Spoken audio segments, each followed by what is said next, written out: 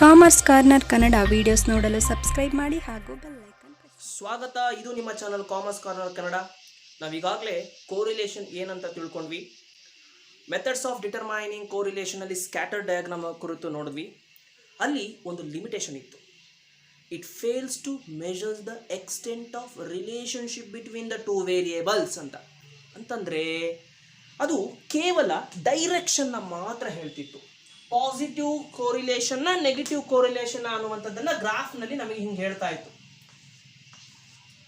ಆದರೆ the strength of the two ವೇರಿಯೇಬಲ್ಸ್ನ ಹೇಳ್ತಾ ಇರಲಿಲ್ಲ. ಹಂಗಂದ್ರೆ ಏನು? ಸಪೋಸ್ ಈಗ ಪಾಸಿಟಿವ್ ಕೋರಿಲೇಷನ್ ಅಂತಂದ್ರೆ 0 ಇಂದ 1 ಒಳಗೆ ಇರಬೇಕು, ಗ್ರೇಟರ್ ದನ್ 0 ಇರಬೇಕು, ಲೆಸ್ ದೆನ್ 1 ಇರಬೇಕು. ಯಾವುದು? ನಮ್ಮ ಆರ್. ಆದರೆ ಕರೆಕ್ಟಾಗಿ ಎಕ್ಸಾಕ್ಟಿವ್ ವ್ಯಾಲ್ಯೂ ಎಷ್ಟು, ಆ ವೇಟೇಜ್ ಎಷ್ಟಪ್ಪ ಅನ್ನೋದ್ರ ಕುರಿತು ನಮ್ಮ ಸ್ಕ್ಯಾಟರ್ ಡಯಾಗ್ರಾಮ್ ಮಾತಾಡ್ತಿರ್ಲಿಲ್ಲ. ಅದೇನು ಹೇಳ್ತಿತ್ತು? ಖಾಲಿ ಡೈರೆಕ್ಷನ್ ಮಾತ್ರ ಹೇಳ್ತಿತ್ತು, but strength of the correlation ಕುರಿತು ಹೇಳ್ತಾ ಇರಲಿಲ್ಲ. ಹಾಗಾಗಿ ನಮಗೆ ಮ್ಯಾಥಮೆಟಿಕಲ್ ಕೋರಿಲೇಷನ್ ಅವಶ್ಯಕತೆ ಇತ್ತು.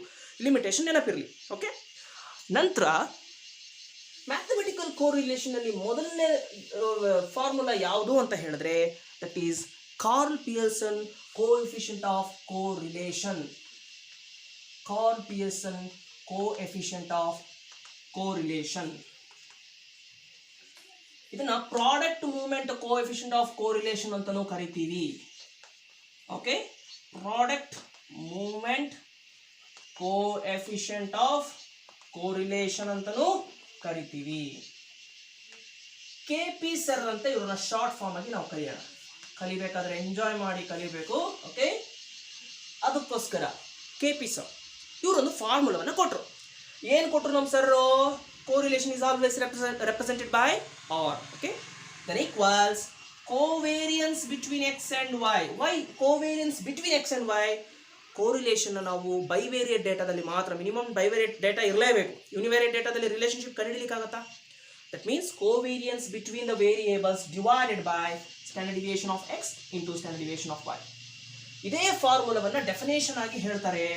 Correlation is defined by the ratio of ಅನುಪಾತ. ಯಾವ್ಯಾವುದರ ಅನುಪಾತ? the ratio of covariance between the variables to the product of. product ಅಂದ್ರೆ ಏನು? ಮಲ್ಟಿಪ್ಲಿಕೇಶನ್ ಅಲ್ವಾ? product of standard deviation between the variables ಅಂತ ಹೇಳುತ್ತೆ. Standard deviation between the variables ಅಂತ. ಸರಿಯಾಗಿದ್ರೆ ಈ ಫಾರ್ಮುಲಾವನ್ನು first ನಾವು ಅನಲೈಸ್ ಮಾಡೋಣ. ಮೊದಲನೇದಾಗಿ ಕೋವೇರಿಯನ್ಸ್ ಅಂದ್ರೆ ಏನು ನೋಡ್ಕೊಬರೋಣ. ರೈಟ್, ಕೋವೇರಿಯನ್ಸ್ ಅಂದ್ರೆ ಏನು? Covariance between x and y that equals summation of x minus x bar into y minus y bar whole divided by n. Sir, ಈ ಫಾರ್ಮುಲಾವನ್ನು ಒಂದು ಚೂರು ಎಕ್ಸ್ಪ್ಲೈನ್ ಮಾಡ್ತೀರಾ? ಯಾಕೆ ಸರ್ ಈಗ ಕೋವೇರಿಯನ್ಸ್ ಅಂತ ಅಂದ್ರಿ? ಈಗ ನಮಗೆ ಸ್ಟ್ಯಾಂಡರ್ಡ್ ಡಿವಿಯೇಷನ್ ಅಲ್ಲಿ ಒಂದು ವೇರಿಯನ್ಸ್ ಫಾರ್ಮುಲಾ ಕೊಟ್ರಿ, that is standard deviation square ಅಂತ ಹೇಳಿ ಕೊಟ್ಟಿದ್ದೀರಾ. ಹಂಗಂತಂದ್ರೆ ಏನು ಸ್ಟ್ಯಾಂಡರ್ಡ್ ಡಿವಿಯೇಷನ್ ಸ್ಕ್ವೇರ್ ಅಂದ್ರೆ? ಹೇಳ್ತೀರಾ? Summation x minus x bar whole square divided by n ಅಂತ ಹೇಳ್ಕೊಟ್ರಿ ಸರ್. ಈಗ ಇಲ್ಲಿ ಯಾಕೆ ಈ ರೀತಿ ಸ್ಕ್ವೇರ್ ಹಾಕಲಿಲ್ಲ ನೀವು ಅಂತ ನಾವು ಕೇಳ್ತಾ ಇದೀವಿ. ಅದಕ್ಕೆ ಅವ್ರು ಏನು ಆನ್ಸರ್ ಕೊಟ್ಟರು ಗೊತ್ತಾ? ಐ ಮೀನ್ ನಮ್ಮ ಅನಾಲಿಸಿಸ್ ಇದು. ಕಲಿಬೇಕಾದ್ರೆ ನಾವು ಈ ರೀತಿ ಎಂಜಾಯ್ ಮಾಡಿ ಕಲಿಯೋಣ. ಓಕೆ ಸರ್, ಏನಕ್ಕೆ ಸರ್ ಅಂತ ಕೊಟ್ಟರು ಅಂತ ಅಂದಾಗ ಅವ್ರು ಏನು ಹೇಳ್ತಾರೆ? ಈ ಸ್ಟ್ಯಾಂಡರ್ಡ್ ಡಿವಿಯೇಷನ್ ನೀನು ಫೈಂಡ್ ಔಟ್ ಮಾಡಿರೋದು ಓನ್ಲಿ ಫಾರ್ ಯೂನಿವೇರಿಯೇಟ್ ಡೇಟಾ ಕಣಪ್ಪ ಅಂತ ಹೇಳ್ತಾರೆ. ದಟ್ ಮೀನ್ಸ್ ಇದೇನದು standard deviation square variance univariate data ಅಂತಂದಾಗ ಇದರ ಇಂಟರ್ಪ್ರಿಟೇಷನ್ ಏನಾಗುತ್ತೆ? x minus x bar whole square. How much each value in the observation is deviated from the central value. Mean ಅಂದ್ರೆ ಏನು? Central ಟೆಂಡೆನ್ಸಿನ. Okay okay, ಅದನ್ನ ಹೇಳ್ತಾ ಹೋಗ್ತಿತ್ತು. Square ಏನಕ್ಕೆ ಮಾಡಿದ್ವಿ ಅಂತ ರೀಸನ್ ಹೇಳಿದ್ದೀನಿ. ಈಗ ಇದನ್ನ ನಾವು ಹೆಂಗ್ ಬರಿಬೋದು? x minus x bar into X minus x bar ಅಂತ ಬರಿಬೋದಾ? ಡಿವೈಡೆಡ್ ಬೈ n ಅಂತ. ಓಕೆ, ಅಲ್ಲಿ ಓನ್ಲಿ ಯೂನಿವೇರಿಯೇಟ್ ಡೇಟಾ ಇತ್ತು ಕಣಪ್ಪ. ಇಲ್ಲಿ ಬೈವೇರಿಯೇಟ್ ಡೇಟಾ ಇದೆ. ಈ ಬೈವೇರಿಯೇಟ್ ಡೇಟಾದಲ್ಲಿ ನೀನು ಇದನ್ನ ಯಾಕೆ ಮಾಡ್ತೀಯ ಅಂತಂದ್ರೆ how much each value of the, ಅಂದ್ರೆ ಇಲ್ಲಿ ಎರಡು ವ್ಯಾಲ್ಯೂ ಇದೆ, is deviated from the respective mean and scatteredness of two variable together. ಹೇಳ್ತೀನಿ ಏನಂದಿರ ಅರ್ಥ ಅಂತ. ಈಗ x ಅಂತಂದ್ರೆ ಫಾರ್ ಎಕ್ಸಾಂಪಲ್ ಪ್ರೈಸ್ ಅಂತ ಅನ್ಕೊಳ್ಳೋಣ, ಇದು y ಅಂತಂದ್ರೆ ಡಿಮಾಂಡ್ ಅಂತ ಅನ್ಕೊಳ್ಳೋಣ. ಇವೆರಡು ಮೂವ್ ಆಗ್ತಾ ಇದೆ ಯಾವುದೋ ಒಂದು ಡೈರೆಕ್ಷನ್ ಅಲ್ಲಿ, ಬಟ್ ಅವೆರಡರ ನಡುವಿನ ಅಂತರಗಳು ತಮ್ಮ ತಮ್ಮ ಸೆಂಟ್ರಲ್ ವ್ಯಾಲ್ಯೂ ಇಂದ ಎಷ್ಟು ಅನ್ನುವಂಥದ್ದು ನಮಗೆ ಹೇಳ್ಕೊಡ್ತಾ ಇದೆ. ಇಷ್ಟೇ ಸಾಕು. ತುಂಬಾ ನನ್ನ ಎಕ್ಸ್ಪ್ಲನೇಷನ್ ಕೆಲವರಿಗೆ ಒಂಥರ ಏನೋ ಹೇಳ್ತಾ ಇದ್ದಾನಲ್ಲ, ಅಂದ್ರೆ ಎರಡೂ ವ್ಯಾಲ್ಯೂಗಳ ನಡುವಿನ ಇರುವಂತಹ ಆ ಒಂದು ಡಿವಿಯೇಷನ್ ಇದೆಯಲ್ವಾ, ಸ್ಕ್ಯಾಟರ್ಡ್ನೆಸ್, ಎಷ್ಟು ಅಂತರ ಇದೆಯಲ್ಲ, ಆ ಎರಡು ಅಂತರಗಳನ್ನ ಇದು ಹೇಳ್ತಾ ಇದೆ. ಈ ಫಾರ್ಮುಲಾ ನಮಗೆ ಇಂಟರ್ಪ್ರೇಟ್ ಮಾಡ್ತಾ ಇದೆ. ಈಗ ನೋಡಿ, ಜಸ್ಟ್ ನೋಡಿ, ಈಗ ಇದೇನಿದು standard deviation for, that means variance for one data ಇದೆ, ಅಂದ್ರೆ ಯೂನಿವೇರಿಯೇಟ್ ಡೇಟಾ ಇದೆ. ಈಗ ಬೈವೇರಿಯೇಟ್ ಡೇಟಾ ಅಂದ್ರೆ ಏನು, ಎಕ್ಸ್ ಮತ್ತೆ ವೈ ಎರಡನ್ನೂ ಕನ್ಸಿಡರ್ ಮಾಡಬೇಕು. ಈಗ ವೇರಿಯನ್ಸ್, ಓಕೆ, ವೇರಿಯನ್ಸ್ ಕೋವೇರಿಯನ್ಸ್ ನ ಮಾಡ್ತಾ ಇದೀವಿ ಇಲ್ಲಿ. So variance of x and y ನ ತಗೊಳ್ತಾ ಇದೀವಿ. ಕೋವೇರಿಯನ್ಸ್ ಏನ್ ಮಾಡಿದ್ರು ಅಂತಂದ್ರೆ ಸರ್, ಈ mean x minus x bar whole square ನೇ ಏನ್ ಮಾಡ್ತಾ ಇದಾರೆ ಅಂತಂದ್ರೆ, ಈ ಎಕ್ಸ್ ಮೈನಸ್ ಎಕ್ಸ್ ಬಾರ್ ಏನೋ ಇಟ್ರು ಸರಿಯಾಗಿ, ಎಕ್ಸ್ ಮೈನಸ್, ಓಕೆ, ಸ್ಟ್ಯಾಂಡರ್ಡ್ ಇದು ಮೀನ್ ಹಾಕ್ಬೇಕು, ಸಾರಿ ಏನಂತೀವಿ ಸಮೇಷನ್ ಹಾಕ್ಬೇಕು, ಎಕ್ಸ್ ಮೈನಸ್ ಎಕ್ಸ್ ಬಾರ್. ಇಲ್ಲಿ ಎಕ್ಸ್ ಮೈನಸ್ ಎಕ್ಸ್ ಬಾರ್ ನ ಬದಲು ವೈ ಮೈನಸ್ ವೈ ಬಾರ್ ಹಾಕೋದು. ಯಾಕೆ? ಬಿಕಾಸ್ ಆಫ್ ನಾವು ಫೈಂಡ್ ಔಟ್ ಮಾಡ್ತಿರೋದು ಯಾರನ್ನ, ವೇರಿಯನ್ಸ್ ಆಫ್ ಬೈವೇರಿಯೇಟ್ ಡೇಟಾ. ಅದಕ್ಕೋಸ್ಕರ ಫಾರ್ಮುಲಾ ಕೋವೇರಿಯನ್ಸ್. ಇದು ನನ್ನ ಅನಾಲಿಸಿಸ್. ಸೊ ಇದನ್ನ ನೀವು ನೆನಪಿಟ್ಕೋಬೇಕು, ಫಾರ್ಮುಲಾ ಯಾಕೆ ಇದು ಬಂತು ಅಂತ. ಇದು ಬೇಸ್ ಫಾರ್ಮುಲಾ. ಇದನ್ನ ಇಟ್ಕೊಂಡು ಫಾರ್ಮುಲಾ ತುಂಬಾ ಡಿಸೈನ್ ಆಗಿದೆ. ಈಗ ಇದು ಒಂದು ಆಕ್ಚುಲಿ ನೀವು ಬೇಸ್ ಫಾರ್ಮುಲಾ ಬೇಕು. ಸ್ಟ್ಯಾಂಡರ್ಡ್ ಡಿವಿಯೇಷನ್ಗೆ ಇದು ಬೇಸ್ ಫಾರ್ಮುಲಾ. ಈ ಫಾರ್ಮುಲಾವನ್ನೇ ಡಿಸೈನ್ ಮಾಡಿ ಅನೇಕ ಫಾರ್ಮುಲಾ ಬಂದಿದೆ. ಡಿಸ್ಪರ್ಷನ್ ವಿಡಿಯೋಸ್ ನೋಡಿದ್ರೆ ನಿಮಗೆ ಅಲ್ಲಿ ಅರ್ಥ ಆಗುತ್ತೆ. ಈಗ ಆದ್ರೂ ಒಂಚೂರು ನಾನು ಹೇಳಲೇಬೇಕು. ಇವಾಗ ಇದೊಂಚೂರು ಅಳಿಸ್ಬಿಟ್ಟು ಬರಿತೀನಿ ಮತ್ತೊಂದ್ಸಲ. ಸ್ಟ್ಯಾಂಡರ್ಡ್ ಡಿವಿಯೇಷನ್ ಫಾರ್ ಅಥವಾ variance for univariate data base formula ಯಾವುದು? ಇದಾ ಬೇಸ್ ಫಾರ್ಮುಲಾ. ಇದನ್ನ ನಾವು ಈಗ ಇನ್ನೊಂದು ತರನೂ ಬರಿಬಹುದು ಅಂತ ಹೇಳಿದ್ದೆ. Summation x square divided by n minus summation x divided by n whole square ಅಂತಾನು ಹೇಳಿದ್ದೆ. ಹೌದಾ? ಯೂನಿವೇರಿಯೇಟ್ ಡೇಟಾದ ಬಗ್ಗೆ ಮಾತಾಡ್ತಾ ಇದ್ದೀನಿ ಈಗ.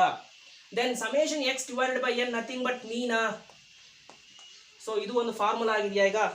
ಈಗ ನಮ್ಮ ಕೆಪಿ ಸರ್ ಅವರ ಫಾರ್ಮುಲಾಕ್ಕೆ ಬರೋಣ. ಈಗ ಕೆಪಿ ಸರ್, ಇದು ಕೆಪಿ ಸರ್ದೇ ಬೈವೇರಿಯೇಟ್ ಡೇಟಾದ ಕೋವೇರಿಯನ್ಸ್ ಫಾರ್ಮುಲಾ. ನಾನು ಈಗ ಆಲ್ರೆಡಿ ಇಂದಿನ ಬೇಕಾದ್ರೆ ಹೇಳಿದ್ನಲ್ಲ, ಕೋವೇರಿಯನ್ಸ್ ಫಾರ್ಮುಲಾ ಹೆಂಗ್ ಬಂತು ಅಂತ ಹೇಳಿ ಆಯ್ತು. Covariance between x and y ಹೆಂಗ್ ಹೇಳಿದ್ರು? Summation x minus x bar into y minus y bar divided by N.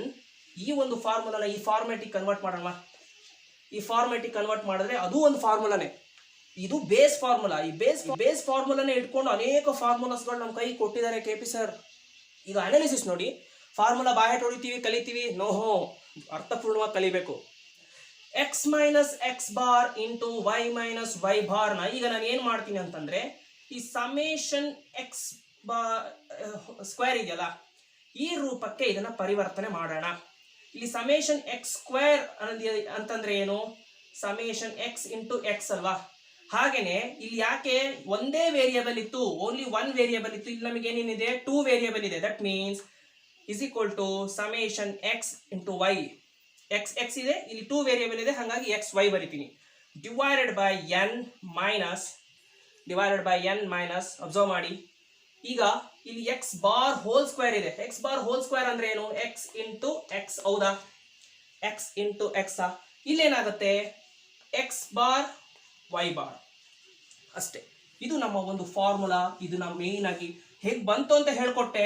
ಮರಿಬೇಡಿ. ಈ ಫಾರ್ಮುಲಾ ನಮಗೆ ತುಂಬಾ important for calculating covariance. For calculating covariance between x and y, this formula is very very important. So ಈ ಒಂದು formula ಇದೆಯಲ್ಲ, ಈ formula and then ಈ formula ನಮ್ಮ ಕ್ಯಾಲ್ಕುಲೇಷನ್ಗೆ ಫಾರ್ MCQ ಪರ್ಪಸ್ ಮುಖ್ಯ. ಹೇಗೆ ಬಂತು ಅನ್ನೋ ತೋರಿಸ್ಕೊಟ್ಟೆ ಸರಿಯಾಗಿದ್ರೆ. ಈಗ ಈ ಫಾರ್ಮುಲಾದ ಇನ್ನೊಂದು ಫಾರ್ಮ್ ನೋಡೋಣ. ಫಾರ್ಮುಲಾಸ್ಗಳ ಈಗ 2 ಫಾರ್ಮ್ ಗೊತ್ತಾಯ್ತು. ಇದು ಮೇನ್ ಬೇಸ್. ಈ ಮೇನ್ ಬೇಸು. ಈಗ ಖಾಲಿ ಕೋವೇರಿಯನ್ಸ್ ನ ಒಂದು ರೂಪ ತೋರಿಸ್ಕೊಟ್ಟೆ ಹೇಗಿತ್ತು ಅಂತ. ಜಸ್ಟ್ ಈ ಕೋವೇರಿಯನ್ಸ್ ಇದೆಯಲ್ಲ, ಈ ಕೋವೇರಿಯನ್ಸ್ ಫಾರ್ಮುಲಾ ಈಗ ಅಲ್ಲಿ ಹಾಗೇನೆ ಬರೀರಿ. Summation x minus x bar then y minus y bar, okay, divided by n, then whole divided by standard deviation of x into standard deviation of y. Confusion ಏನು ಆಗಕ್ಕೆ ಹೋಗ್ಬೇಡಿ, simple ಆಗಿದೆ. ಈ ಫಾರ್ಮುಲಾವನ್ನು ಗಮನಿಸಿ. Standard deviation x into standard deviation y ನಾನು ಏನ್ ಮಾಡ್ಬೋದು? ರೆಸಿಪ್ರೋಕಲ್ ತೆಗಿತೀನ.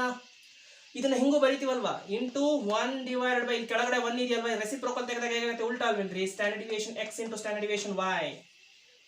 ಓಕೆನಾ.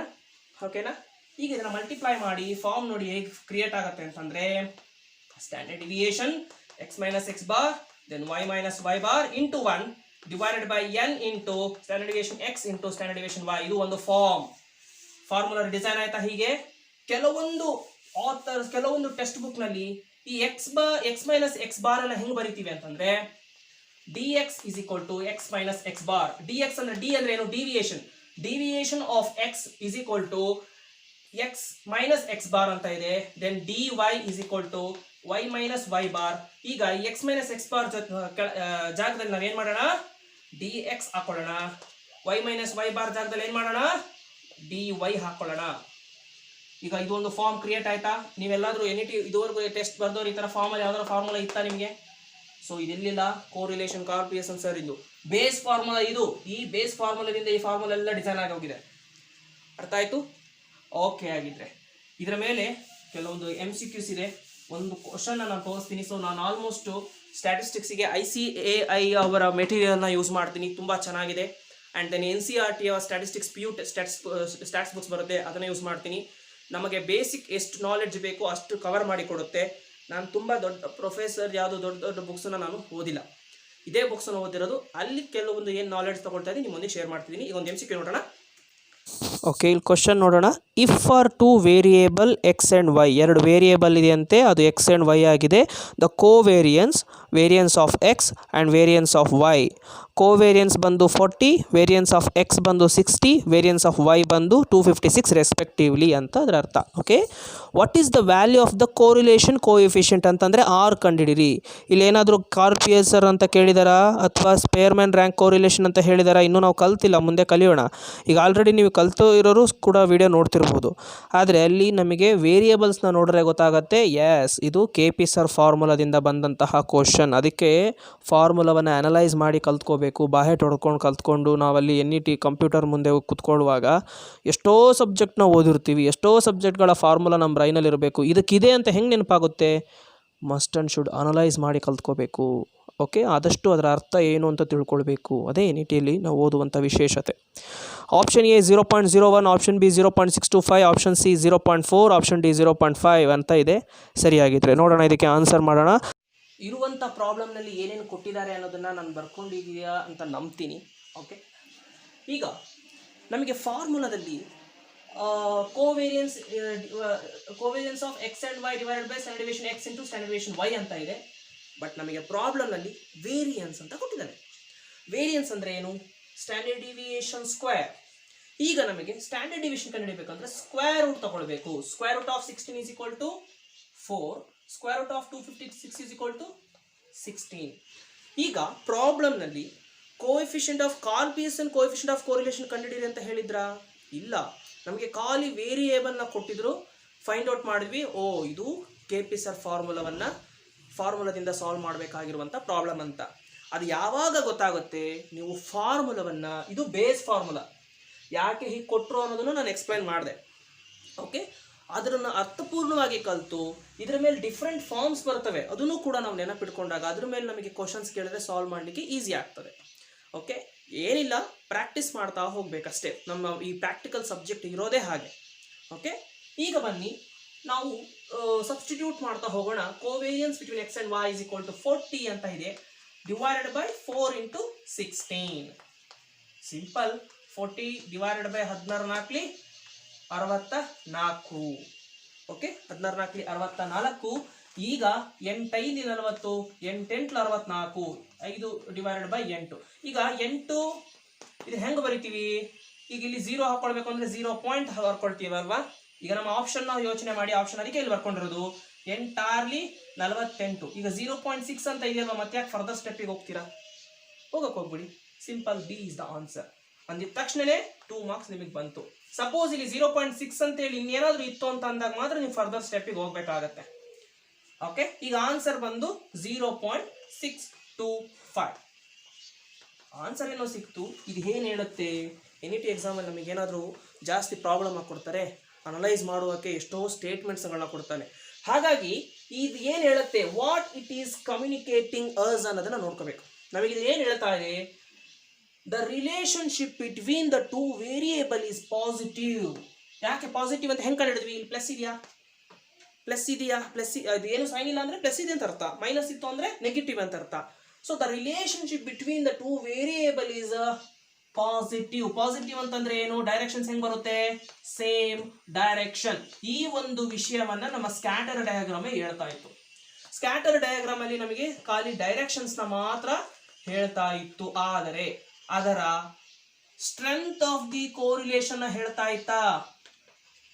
ಅಂದ್ರೆ ವೆಯ್ಟೇಜ್ ಅನ್ನೋದು ಹೇಳ್ತಾ ಇತ್ತಾ? ವೆಯ್ಟೇಜ್ ಅಂದ್ರೆ ಏನು? ಒಂದು ಕ್ವಾಂಟಿಟೇಟಿವ್ ಮೆಥಡ್ಸ್ ಅಲ್ಲಿ, ಕ್ವಾಂಟಿಟೇಟಿವ್ ಇದರಲ್ಲಿ ನಮಗೆ ಅದನ್ನ ರೆಪ್ರೆಸೆಂಟ್ ಮಾಡಬೇಕಿತ್ತು, ಬಟ್ ಅದೇನ್ ಮಾಡ್ತಿತ್ತು? ಖಾಲಿ ಡೈರೆಕ್ಷನ್ಸ್ ಮಾತ್ರ ಹೇಳ್ತಿತ್ತು. ಬಟ್ ನಮ್ಮ KP sir formula not only directions, ಎಷ್ಟು ಸ್ಟ್ರೆಂತ್ ಆಫ್ ದಿ ಕೋರಿಲೇಷನ್ ಕೂಡ ಹೇಳ್ತದೆ by giving a quantitative values. How much? 0.625 ಅಂತ. ಈಗ ಆ ಟೂ ವೇರಿಯೇಬಲ್ ಏನಾಗಿರುತ್ತೆ? ಈಗ ನಾವು ಪ್ರೈಸ್ ಅಂಡ್ ಸಪ್ಲೈ ಅಂತ ಗೊತ್ತು. ಪ್ರೈಸ್ ಇನ್ಕ್ರೀಸ್ ಆದರೆ ಸಪ್ಲೈನೂ ಕೂಡ ಇನ್ಕ್ರೀಸ್ ಆಗುತ್ತೆ. ಬಟ್ ಎಷ್ಟು ಅವೆರಡರ ನಡುವೆ ಅದರ ಕ್ವಾಂಟಿಟೇಟಿವ್ ವ್ಯಾಲ್ಯೂ ಎಷ್ಟು, ಅದರ ರಿಲೇಶನ್ಶಿಪ್ ಎಷ್ಟು ಅನ್ನೋದನ್ನು ವ್ಯಾಲ್ಯೂದಲ್ಲಿ ನೋಡಬೇಕಾಗುತ್ತೆ. This is 0.625. ಈಗ ಇದನ್ನು ಪರ್ಸೆಂಟೇಜಲ್ಲಿ ನಾವು ನೋಡಬೇಕಾಗತ್ತೆ. ಪರ್ಸೆಂಟೇಜಲ್ಲಿ ನೋಡುವಾಗ ಈಗ ಪ್ರೈಸ್ 100% ಇನ್ಕ್ರೀಸ್ ಆದರೆ ಸಪ್ಲೈಯಲ್ಲಿ ಎಷ್ಟು ಪರ್ಸೆಂಟ್ ಇನ್ಕ್ರೀಸ್ ಆಗುತ್ತೆ ಅನ್ನೋದನ್ನ ಕಂಡುಹಿಡಿಬೇಕು. ಓಕೆ, ಅದರ ಅರ್ಥ ಈಗ 0.625 ಇದೆ. 0.625 ನಾವು ಪರ್ಸೆಂಟೇಜಿಗೆ ಮಾಡುವಾಗ ಹೇಗೆ ಮಾಡಬೇಕು? ಇಂಟು 100 ಮಾಡಬೇಕಾ? ತಪ್ಪಾಗುತ್ತೆ. ಯಾಕೆ ಅಂತಂದ್ರೆ ಇಲ್ಲಿ ಒಂದು ಸಣ್ಣ ಕೆಲಸ ಇದೆ. ಮೊದಲು ನಾವು ಇದನ್ನ ಆರ್ ಸ್ಕ್ವೇರ್ ಮಾಡಬೇಕು. 0.625 ಅಂದ್ರೆ ಏನು? ಆರ್ ಸ್ಕ್ವೇರ್ ಅಂತ ಅಂದಾಗ 0.39065 ಬರುತ್ತೆ. ಓಕೆ, ಇದನ್ನ ನಾವೇನ್ ಮಾಡೋಣ? ಪರ್ಸೆಂಟೇಜ್ಗೆ 100ಗೆ ಮಲ್ಟಿಪ್ಲೈ ಮಾಡಿ 39.06% ಬರುತ್ತೆ. ಇದರ ಇಂಟರ್ಪ್ರಿಟೇಷನ್ ಏನು? ಪ್ರೈಸ್ ನಲ್ಲಿ 100% ಇನ್ಕ್ರೀಸ್ ಆಗುವುದಾದರೆ ಸಪ್ಲೈಯಲ್ಲಿ ಎಷ್ಟು ಪರ್ಸೆಂಟ್ ಇನ್ಕ್ರೀಸ್ ಆಗುತ್ತೆ? 39.06% ಇನ್ಕ್ರೀಸ್ ಆಗುತ್ತೆ. ಈ ಆರ್ ಸ್ಕ್ವೇರ್ ಅನ್ನು ನಮ್ಮ ಸ್ಟ್ಯಾಟ್ಸ್ ಅಲ್ಲಿ ಏನಂತೀವಂದ್ರೆ ಕೋಎಫಿಷಿಯಂಟ್ ಆಫ್ ಡಿಟರ್ಮಿನೇಷನ್ ಅಂತ ಹೇಳ್ತೇವೆ. ಕೋಎಫಿಷಿಯಂಟ್ ಆಫ್ ಡಿಟರ್ಮಿನೇಷನ್ ಅಂತ ಕರೀತೇವೆ. ಸರಿಯಾಗಿದ್ರೆ ಕೋಎಫಿಷಿಯಂಟ್ ಆಫ್ ಡಿಟರ್ಮಿನೇಷನ್ ನಮ್ಮ ಟೆಕ್ಸ್ಟ್ ಬುಕ್ಕಿನ ಡೆಫಿನೇಷನ್ಸ್ ಆಮೇಲೆ ಹೇಳ್ಕೊಡ್ತೀನಿ. ಈಗ ಜಸ್ಟ್ ಇದು ಇಷ್ಟು ಸಾಕು. ಸೊ ಈ ನಮ್ಮ ಆರ್ ಸ್ಕ್ವೇರ್ ಅಂದ್ರೆ ಕೋಎಫಿಷಿಯಂಟ್ ಆಫ್ ಡಿಟರ್ಮಿನೇಷನ್ ಅಂತ ಹೇಳ್ತೀವಿ. ಇನ್ನೊಂದು ವರ್ಡ್ ಇದೆ ಕೋಎಫಿಷಿಯಂಟ್ ಆಫ್ ನಾನ್ ಡಿಟರ್ಮಿನೇಷನ್ ಅಂತ ಹೇಳ್ತೀವಿ. ಅಂತಂದ್ರೆ ಅವೆರಡರ ಪರಸ್ಪರ ನಿರ್ಣಯಗಳು ಇಲ್ಲದೆ ಇರುವಂಥದ್ದು. ಅರ್ಥಾತ್ ಈ 39.06 ನ 100 ಮೈನಸ್ 39.06 ಮಾಡಿ ಉಳಿದ ಆನ್ಸರ್ ನಿಮಗೆ ಕೋಎಫಿಷಿಯಂಟ್ ಆಫ್ ನಾನ್ ಡಿಟರ್ಮಿನೇಷನ್ ಸಿಗುತ್ತೆ. ಇದು ನಮ್ಮ ಅನಲೈಸ್. ಸರಿ, ಇಲ್ಲೇನೋ ಟಿಕ್ ಮಾಡಿದ್ರಿ, ಬಟ್ ಏನ್ ಹೇಳುತ್ತೆ ಅನ್ನೋದು ನಮಗೆ ಮುಖ್ಯ.